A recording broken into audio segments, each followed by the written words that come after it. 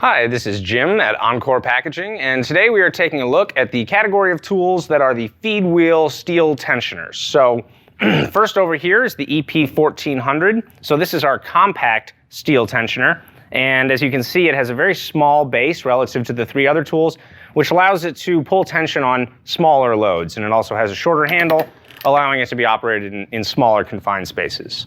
So then you have the 1425. This is the most common and top-selling steel tensioner across the whole company. Again, it is the feed wheel style operated with the handle here.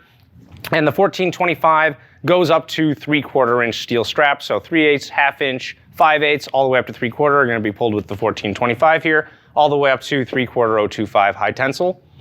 Then we have the 1410, and this tool is for the exact same applications as the 1425.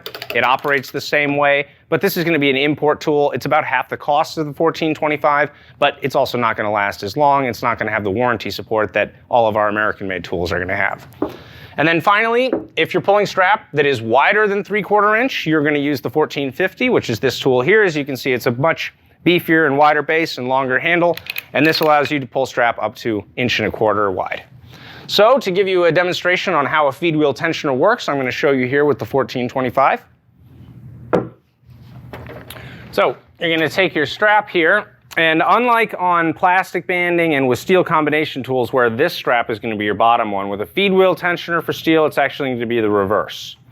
So you're going to put the straps like that, then you're going to take your tool, squeeze down on the handle to make a gap between the feed wheel and the clutch plug, and then you're going to slide your strapping right in there.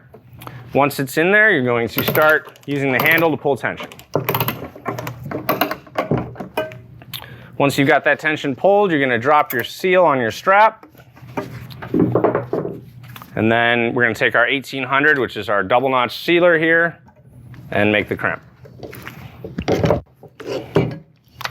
And then once that crimp is made, you've got this little lever here. You press down on the handle to bring it back into place, and then you press down again to make a gap and pull the tool to the side.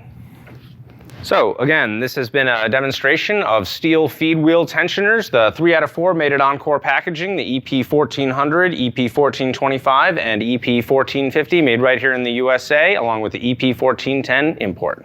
Thank you.